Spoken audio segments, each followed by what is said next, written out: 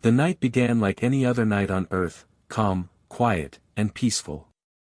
But everything changed in 1 second. Without warning, every satellite in the sky started to shake as if something huge had passed by them. People across the world looked up when the sky flashed a strange silver color, brighter than lightning but slower, almost like something was pulling a curtain of light across the sky. No storm, no plane, no human technology could make a light like this. In a small control room in Houston, a young scientist named Dr. Hale watched his monitors go wild. Signals broke, screens glitched, and alarms screamed. At first, he thought it was a system error. But then he saw something that made his heart stop. Every satellite signal, no matter which country it belonged to, was receiving the same strange sound. A deep, heavy vibration. It was not natural. It was not human. It felt alive. Hale leaned forward, his hands shaking as he tried to decode the message. But before he could start, the vibration changed into a voice. A deep voice. A calm voice.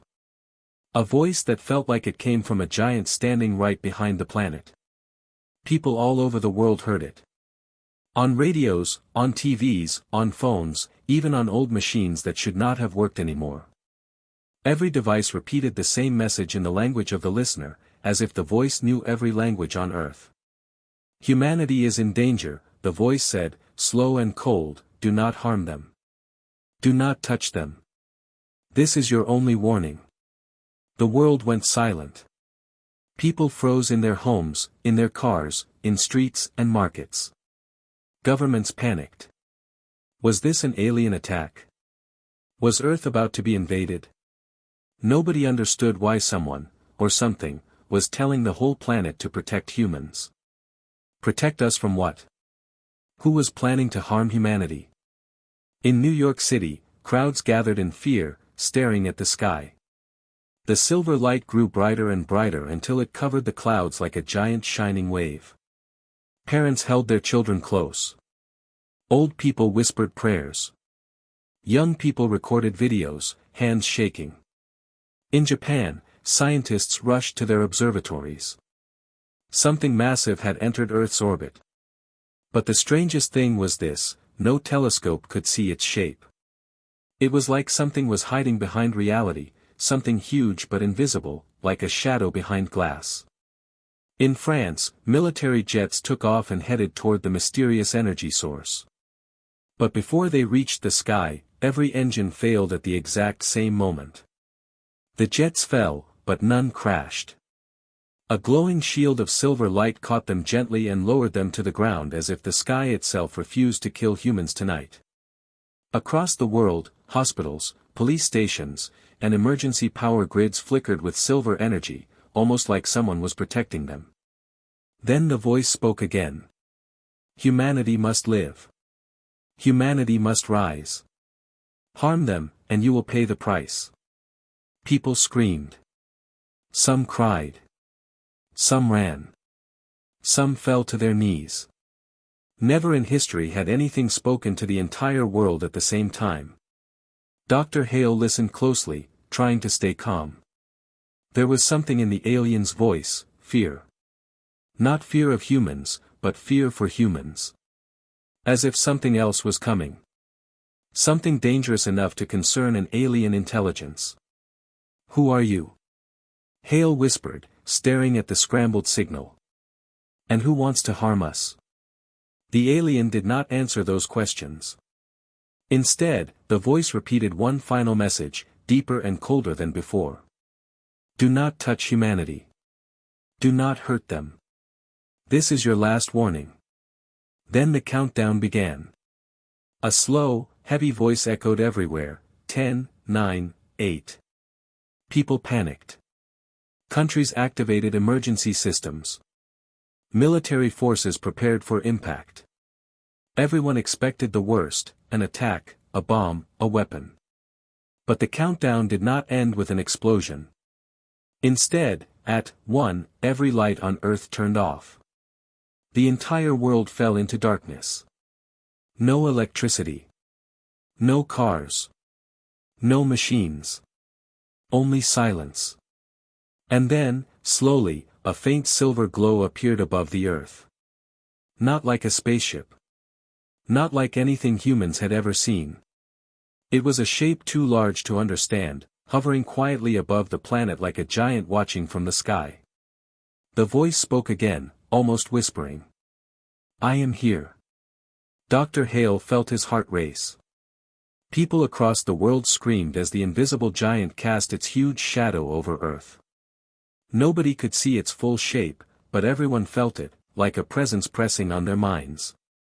For centuries, the voice said, I have watched humanity.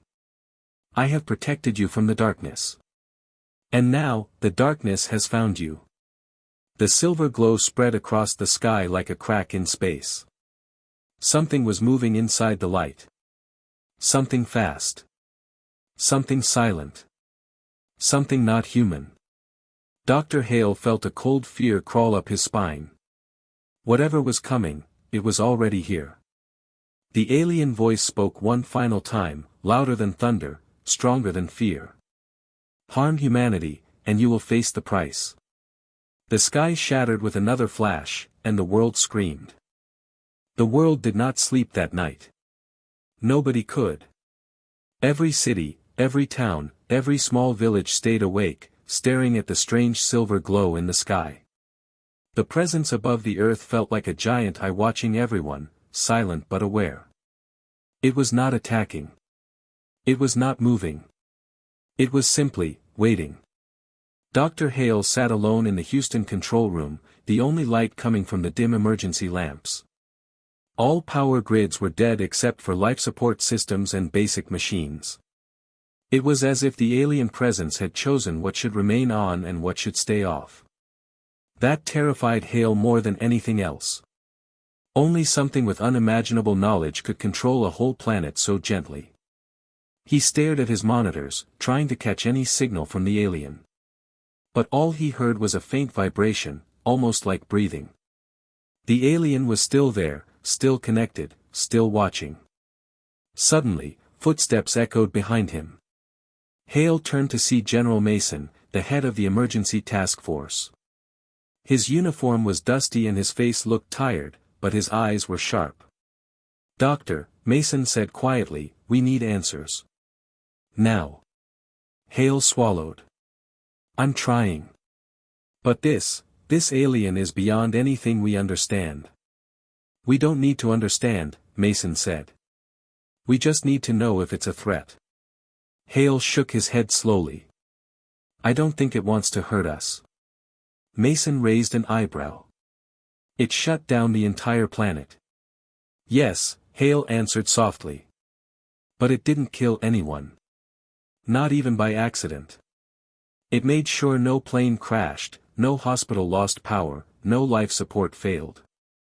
Whatever it is, it's protecting us. Mason did not like that answer. Protecting us from what? Hale opened his mouth to speak, but he didn't know. He had no answer. The truth scared him. The alien wasn't warning Earth about itself. It was warning Earth about something else. Something already here. Before he could explain his thoughts, the ground shook. A loud metallic sound echoed through the control room, like a giant drum being struck in the sky. Mason and Hale both looked up. Outside, the silver glow flickered. People screamed as the light twisted, like something was trying to break through it. Then, a deep rumble rolled across the planet. Not the alien.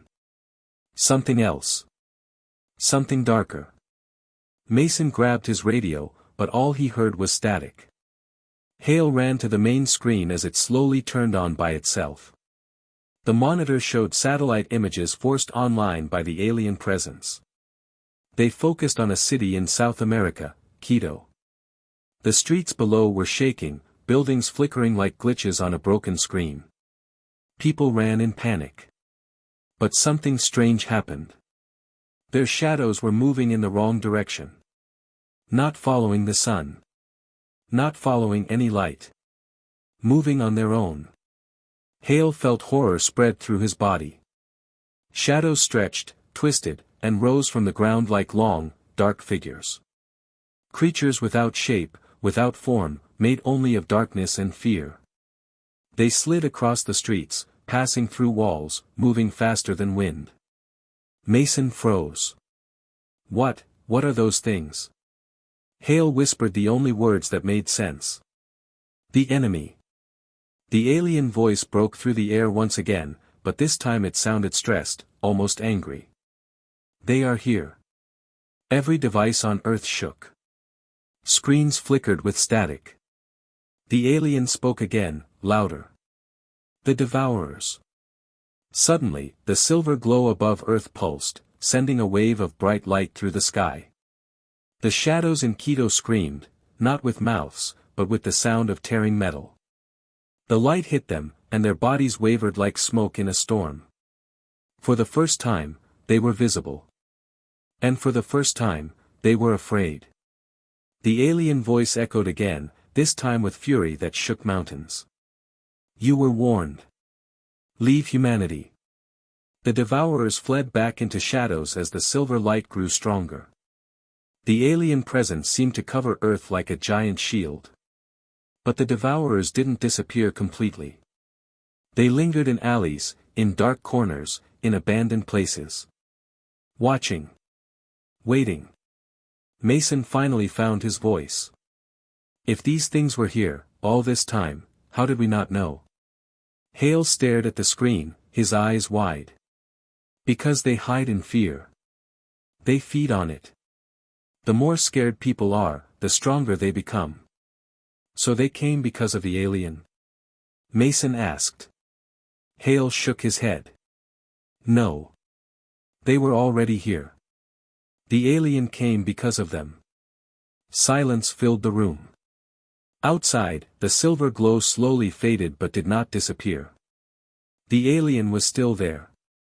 Still watching. Still protecting. But Hale felt something shift. The alien was not calm anymore. It had shown its power.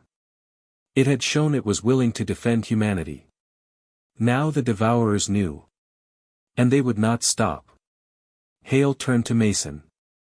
This isn't over. This was only the beginning. Mason nodded slowly. Then what happens next? Hale looked up at the sky. We find out why the alien cares about us. The world tried to return to normal, but nothing was normal anymore. Fear moved through cities like a cold wind. People looked at their own shadows with worry. Every dark corner felt alive. Every night seemed longer. Everyone kept waiting for the alien voice, but it stayed silent, like it was watching quietly, preparing for something bigger. Dr. Hale barely slept. His mind replayed the images of Quito again and again, those shadow creatures rising from the ground, moving like living nightmares. He knew the alien wasn't exaggerating. The Devourers was the perfect name. They looked hungry. Hungry for fear. Hungry for humanity. General Mason called Hale into the war room early in the morning. Soldiers stood around screens showing cities around the world. London. Cairo. Mumbai. Sydney. All had reports of strange movements. Shadows stretching beyond normal shapes. People feeling watched. Temperature dropping suddenly. Pets refusing to enter dark rooms. Something invisible was moving. Watching. Waiting.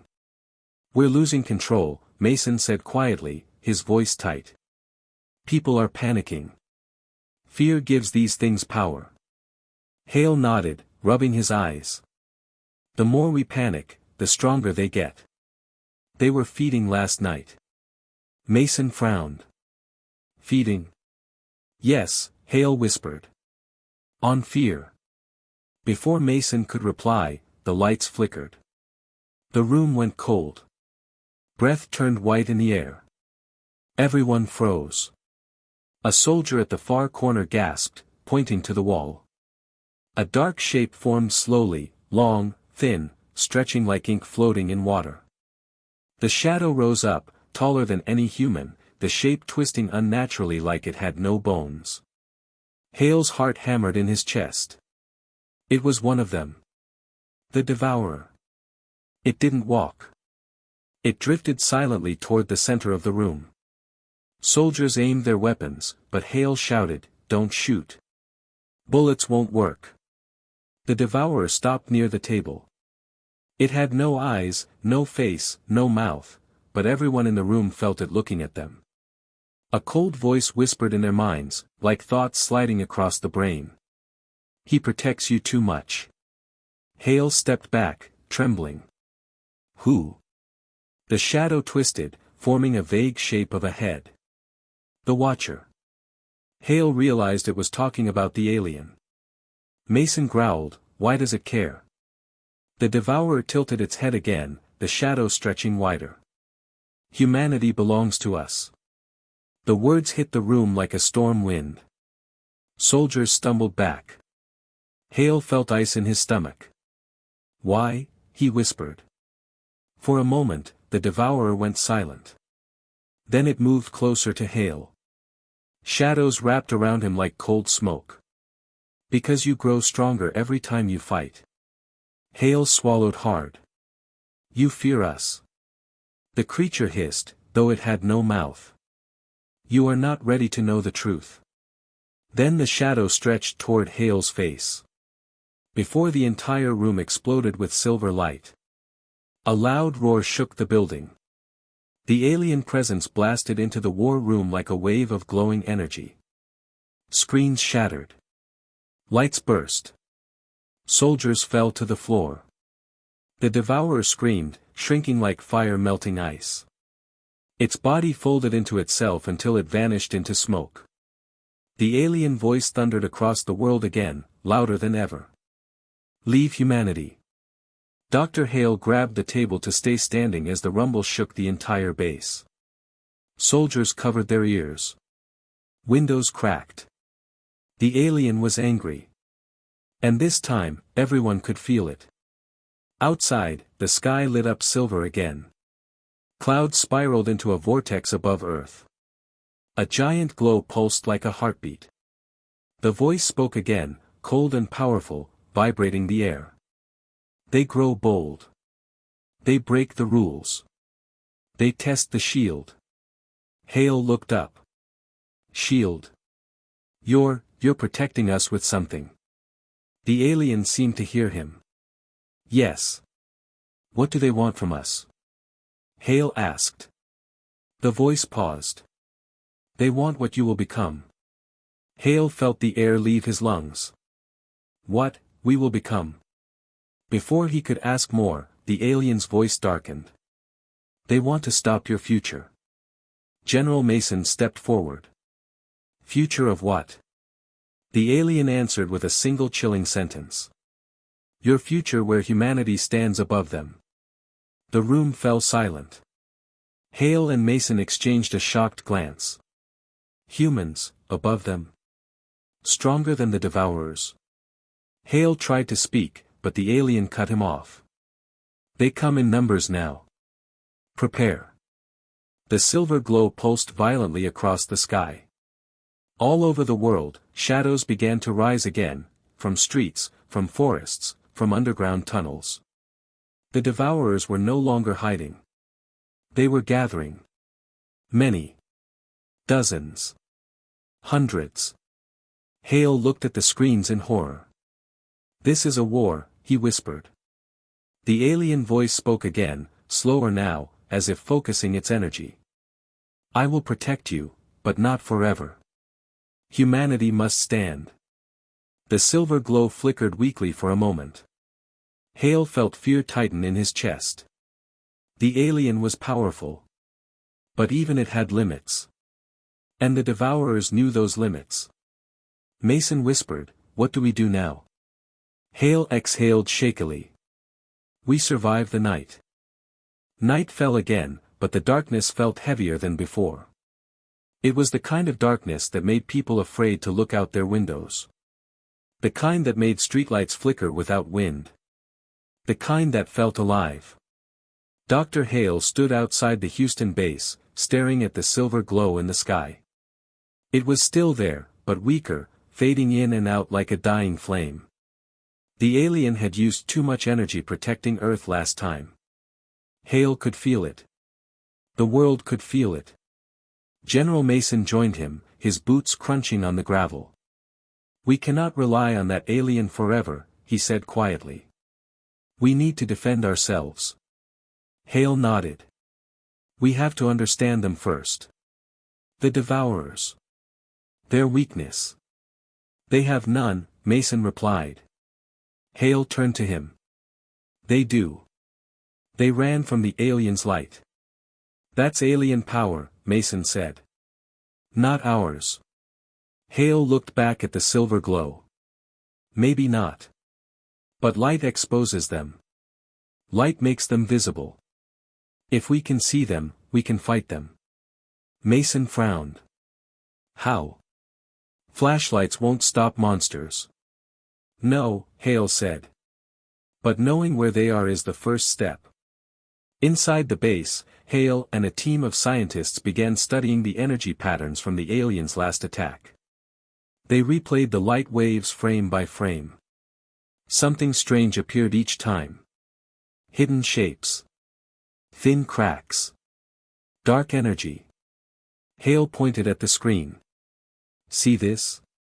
When the alien light hit them, their bodies lost shape. That means their form is unstable.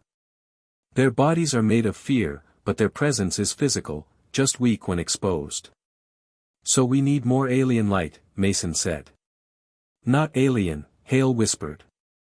"Just the right frequency." Every scientist in the room looked at him. "Are you saying we can copy it?" one asked. Hale nodded. "We can try." Hours turned into early morning. The team worked non-stop, building a device using leftover satellite parts and energy from the emergency grid. Hale calibrated the frequencies, adjusting them again and again. Finally, the machine hummed to life. A small tube of bright white light shone from it, flickering like an old bulb. But when Hale held his hand near it, he felt the air shift. "This is it," he whispered. Mason looked impressed. "Will it hurt them?" "No," Hale said. "But it will reveal them." Mason smiled for the first time in days. "Then let's test it." They tested it in the underground hull. The lights were turned off. Darkness swallowed everything. Hale activated the device. A beam of pale white light spread across the room, soft and cool. At first, nothing happened. Then the air rippled. A shape appeared near the corner, thin, twisted, almost invisible at first. Then another. And another. The shadows began to stretch, forming long dark bodies. Mason stepped back, cursing. "They're everywhere." Hale's voice shook. "They've been here the whole time." The Devourers hissed silently, shrinking away from the light but unable to hide now. One moved forward, stretching a long claw. Hale felt cold fear grip his spine. Then the alien voice echoed faintly through the room. "Weak, but useful." Hale froze. The alien was watching. Mason stepped forward. "What do we do now?" The alien answered with a slow rumble. "Humanity must fight. My light cannot protect you long." The shadows hissed again, shrinking into cracks as Hale switched the machine off. Mason turned to Hale. "Build more." Hale nodded. "We will." By afternoon, bases around the world received the device plans. Engineers worked quickly. Soldiers trained with the new light emitters, learning to use them like flash weapons. Each beam exposed the Devourers nearby, forcing them into visibility. For the first time, humanity could see the enemy clearly. For the first time, humans fought back. In New York, soldiers swept the dark subway tunnels with beams of white light, revealing creatures clinging to ceilings like giant insects made of shadows. They panicked and fled deeper into darkness. In Tokyo, police used handheld emitters to clear streets where people reported strange whispers and sudden cold gusts. In Paris, the light scanners revealed devourers nesting inside abandoned buildings. Large ones. Tall ones. Ones with sharp limbs and long bodies. Everywhere humans shined the new light, the devourers retreated. But they didn't disappear. They were gathering. Preparing. Watching. That evening, Dr. Hale stood on the roof again, staring at the sky. The alien glow was weaker now, almost gone. Clouds blocked most of the light. Mason joined him. Your machine works. Humans can fight now. Hale didn't smile. But the creatures are getting desperate. The alien said they're coming in numbers. Mason nodded. Let them come. Now we can see them. Hale looked worried. Seeing is not enough. We cannot kill them. Mason clenched his jaw. We will find a way. Before Hale could respond, the ground trembled. A low growl rolled across the sky. Lights across the city flickered. Shadows on the ground began to grow, and stretch, and rise. Not one. Not 10. Hundreds. Devourers. Tall. Thin. Twisted. Crawling out of every dark place like an army of nightmares. The alien voice whispered faintly, almost too weak to hear. They come for your fear. Mason drew his weapon. Hale lifted the emitter. And the shadows charged. Hale whispered, this is it. Mason nodded. The real fight begins now. The devourers moved like a black flood across the city. Their bodies stretched and twisted in impossible shapes, rising from every shadow like nightmares made real. People screamed and ran as the air grew colder, darker, heavier with fear. Lights flickered, windows cracked, alarms wailed into the night. Dr. Hale gripped the light emitter with shaking hands. General Mason stood beside him, shouting orders to soldiers as the creatures crawled across buildings and streets. The ground shook under their weight. Hale whispered, there are too many. Mason raised his weapon. Then we fight anyway. The devourers charged. Mason activated the light towers. Bright beams exploded from the roof, cutting through the darkness. The shadows screamed silently as their shapes twisted away. Some fell back. Some retreated. But many kept coming, their bodies melting and reforming as they rushed forward. The soldiers fired the new light weapons. Pale white beams sliced through the shadows, forcing them to reveal their true forms, long bodies with clawed limbs, hollow chests, and faces with no mouth but endless darkness. The creatures hissed and cracked like burning coal. For the first time, humans were fighting, and the devourers were losing ground. But only a little. Hale felt the ground tremble again. He looked to his left. A giant devourer rose from the side of a skyscraper, its body tall as the building, its limbs stretching across the glass like a spider made of smoke. It let out a deep, mind-breaking roar that made every light flicker. Mason shouted, "Focus fire." Dozens of beams hit the giant creature, revealing its skeleton-like frame. The devourer screamed and stumbled, but it didn't fall. Then another giant rose behind it. And another. 3 towering devourers loomed over the city. Hale felt his knees weaken. We can't fight those. The alien's faint voice echoed through the wind. You are not alone. A thin silver pulse flashed across the sky, weak, but still there. The alien was trying to help. Trying to hold the shield. But its energy was fading fast. Hale shouted into the sky, why are they here? Why now? What do they want? For a second, the alien did not answer. Then the voice whispered, tired and heavy. They want to erase your future, the future where humanity becomes too strong for them to control. Hale's heart pounded. Humanity, becoming stronger. Stronger than them. The thought shook him. He looked around at the soldiers fighting desperately. At people running but refusing to give up. at the light emitters glowing even as they overheated in human hands. The alien spoke again, fading. You must finish this. I cannot protect you much longer. The silver glow in the sky dimmed even more. Mason cursed. We're losing the shield. The devourers felt it too. They roared. They grew. They advanced. The shadow army stormed forward, slamming into the building. Soldiers fell. Light weapons cracked.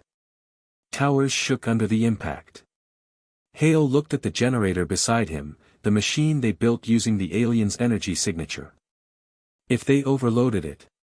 If they pushed all power into one blast. Just once. They could burn the shadows back. But it would destroy the machine. And maybe them. Hale turned to Mason. We have one chance. Mason saw the plan in his eyes. It could kill us. Hale nodded. If we don't try, everyone dies anyway. Mason stared at the devourers charging closer. Do it. Hale sprinted to the generator. His hands flew across the controls. The machine whined loudly as electricity surged into the core. The emitter began glowing brighter than ever, white, intense, almost blinding. The devourers sensed danger. They rushed toward Hale, claws stretching out. Mason stood between Hale and the monsters, firing wildly. Faster, Hale! The emitter screamed. The generator shook violently. The city lights flickered. Hale shouted, now! He slammed the activation switch. A massive wave of blinding white light exploded outward in every direction. The shockwave shot through streets, buildings, tunnels, skies, everywhere darkness touched. Devourers shrieked, their bodies dissolving like ash in fire. Their limbs twisted. Their shapes shattered. Giant ones collapsed into dust. Smaller ones evaporated instantly. The entire devourer army screamed as their forms broke apart under the human-made light. For the first time, humanity burned the darkness. For the first time, humanity destroyed the fear. The blast reached the sky. And the alien's weakening shield suddenly glowed bright again. The alien's voice, stronger now, echoed across the world. You have done it. Hale collapsed to his knees, breathing hard. Mason stared around, shocked. We won. The alien voice answered gently. No. Not yet. But today, humanity showed why they must survive. The silver glow stretched across the sky like a protective blanket. This price was theirs to face, and you faced it. The remaining shadows fled, retreating into cracks, hiding far from the light. They would not return. Not tonight. Maybe never again. The alien spoke one last time, soft but powerful. You are becoming what they fear. You are becoming what you were meant to be. Protect your future. Grow. Evolve. The silver glow faded slowly, rising into the sky like a star disappearing over the horizon. Then it vanished completely. The alien was gone. Hale stood, staring at the empty sky. Mason placed a hand on his shoulder. Think it will come back? Hale smiled weakly. Maybe one day. If we need it. Mason looked at the survivors gathering around the ruined city. But not because we're weak, Hale said quietly. Mason nodded. Because we're worth protecting. The sun began to rise, pushing back the last of the shadows. People stepped out of their homes, looking toward the light. Humanity had survived. Humanity had fought. Humanity had won. And the devourers had learned one final truth. Humanity was not prey. Humanity was becoming a force the universe could not ignore.